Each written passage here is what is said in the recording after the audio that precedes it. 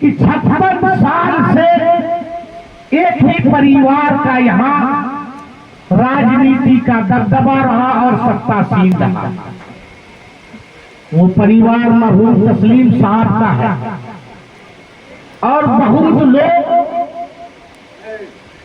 बयान भी देते हैं उन्हीं के परिवार में से, दोनों बेटों में से, कि जोकीहाट और सीमांचल को सबने ठगा। बड़ी दुख के साथ ये कहना पड़ रहा है, मरहूम तस्लीम साहब अपनी राजनीति का अक्सरों बेशरों वक्त वो जोकीहाट, किशनगंज, जब हम लोग किशनगंज पार्लियामेंट में थे, अररिया का भी सांसद बने, पूर्णिया का भी सांसद बने। शायद हिंदुस्तान में कोई ऐसा शख्स होगा जिसको 3 जिला का नेतृत्व करने का मौका मिला। फिर हम लोग तरक्की से कोसों दूर क्यों, हमारा इलाका बदहाल क्यों, जिम्मेदार कौन है? कहीं न कहीं हम लोगों को गौर फिक्र करना होगा कि इस बदहाली का जिम्मेदार कौन। फिर वो अपनी कमियां छुपाने के लिए कहीं न कहीं ये कह देता है सबने ठगा। कौन ठगा? आज बीच में के बात कर गई, कौन मना? बंद करिए अभी बाबू, है बंद कर दीजिए। अरे अभी ठंडा उंडा बंद कर दो, बंद करो। हाँ। तो आखिर इसका जिम्मेदार कौन? अभी आप कई जगह देखे होंगे, टेकनी हाट में और हमारे इलाके मोहनिया में, सरफराज आलम जी कहते हैं, जो 4 बार का विधायक था और 1.5 साल का MP, ये कहता है कि मैं जोकीहाट का कुछ ही दिनों में एक मॉडल जोकीहाट बना दूंगा। तो मैं सवाल पूछना चाहता हूं, जब आपको 4 बार यहाँ के लोगों ने विधायक बनाया और 20 साल का वक्त दिया, 20 साल में जोकीहाट को आप मॉडल जोकीहाट नहीं बना सके, यहाँ की विकास का दूसरा आदमी नकल करे या इसकी बात का पूरी चर्चा करे, जिस तरह एक गुजरात मॉडल कहता है, तो लोग जोकीहाट मॉडल क्यों नहीं बोलता?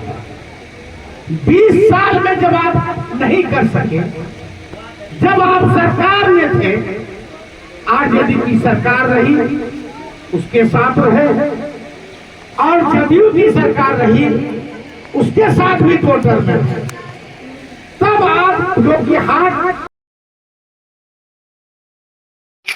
अभी क्या आप लोगों को फिर ठगने की नीयत से कहीं न कहीं आप ये बात जोकीहाट बना, कहीं न कहीं लोगों के नजर में फिर से वो आदमी धूल होते आ रहा है। और एक आता है और बुलंद आवाज में कहता है जनताओं का राज होगा। आप सुने होंगे क्या, जब आप 20 साल थे यहाँ पर, ये जनताओं का राज था। आरजेडी में थे तो राक्षस का राज था।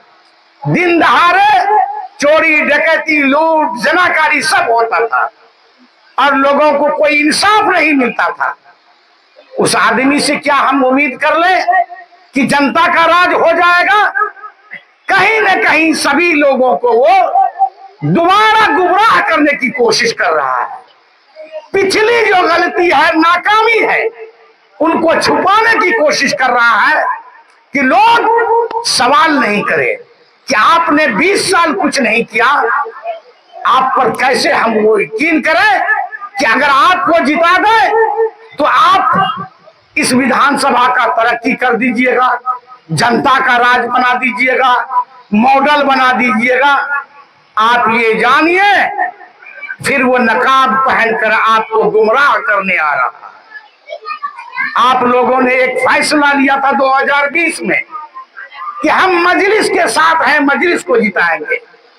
और जब ये जीत हुई थी, जिन लोगों ने वोट नहीं दिया था उनके मन में एक बात थी, काश हम भी MIM को वोट दे देते, काश हम भी असदुद्दीन ओवैसी को अपना कायद मान लेते। कहीं ना कहीं ये अफसोस थी, एक बात लोगों के मन में थी, भले वो भाग गया। आज हिंदुस्तान में जितने भी मसाइल आते हैं, हमारे ऊपर नाकिस राय कानून बनाई जाती है, कौन बोलने वाला है? एक ही व्यक्ति बैरिस्टर असदुद्दीन ओवैसी साहब हैं, जो हमारी बातों को संसद से लेकर सड़क तक पूरी मजबूती से रखते हैं। चाहे वो 3 तलाक का मामला हो जाए, कौन बोला? बैरिस्टर असदुद्दीन ओवैसी साहब। CAA का मामला आया, कौन बोला सांसद में? एक बैरिस्टर असदुद्दीन ओवैसी साहब। अभी हालिया जब वक्फ की बात आई, जिस वक्फ से हमारे सभी जज्बात जुड़ा हुआ है, वक्फ क्या है? वक्फ में जितने भी जायदाद हैं वो कहीं ना कहीं हमारे आबो अजदाद का दिया हुआ है। चाहे वो मसाजिद हो, मदारिस हो, कब्रिस्तान हो, खानका हो, इमाम बाड़ा हो, कहीं ना कहीं हमारे आबा अजदाद ने ये इसाले सवाब के लिए अल्लाह के नाम पर ये वक्फ किया है। और वक्फ की जायदाद बचाना हमारा ईमान का एक हिस्सा भी है। और मेरा फर्ज भी बनता है कि जो संपत्ति हमारे अजदाद पुरखों ने दिया है, उसकी हिफाजत करना मेरा फर्ज है। इसी फिक्र के साथ असदुद्दीन ओवैसी साहब कहते हैं कि आप मेरा बनिए या ना बनिए, लेकिन अपने मुस्तकबल का बनिए। आने वाला नस्ल आपसे पूछेगा, जब उसको मालूम होगा कि ये सारी जायदाद मेरी थी और कोई कानून ऐसा है जो जमात उलमा हिंद या पर्सनल लॉ जो शरीयत की रोशनी में चलता है, उनके खिलाफ बनाया गया है, तो आने वाला नस्ल वो सवाल पूछेगा कि आप लोग कहां थे। कम से कम हम इस चीज का हकदार बन जाए। हम लोगों ने पुरजोर विरोध किया था और इख्तलाफात हुई, हम लोगों ने विरोध प्रदर्शन किया, लेकिन वो बात मेरी नहीं मानी गई। हम लोगों ने धरना प्रदर्शन पूरी तरह से मजबूती से सरकार का खिलाफ किया। कम से कम ये कहने की होगा, एक इतिहास होगा। दुनिया में एक बात आती है कि जब यहाँ पर इमरजेंसी लाया गया था तो जेपी आंदोलन आप सुने होंगे, कहीं ना कहीं आता है कि जयप्रकाश नारायण ने आंदोलन लाके, क्रांति ला करके पूरे हिंदुस्तान को बदल दिया था, सरकार को बदल दिया था। कहीं ना कहीं एक इतिहास है। आज इसी इतिहास को लेकर हम अपनी शरीयत को बचाने के लिए अगर कोई तारीख रची जाए, बनाई जाए, हम उसका हिस्सा बने। सभी लोगों ने पूरे हिंदुस्तान में अपनी पार्टी बना लिया, अपनी कयादत खड़ी कर लिया।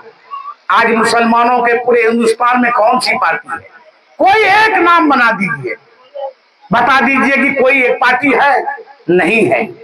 हम कहीं ना कहीं आज 79वां साल हुआ आजादी का, हम दूसरे पर भरोसा करते रहे। हमारे लोग गफलत में रहे कि कांग्रेस हमारी पार्टी है, आरजेडी मेरी पार्टी है।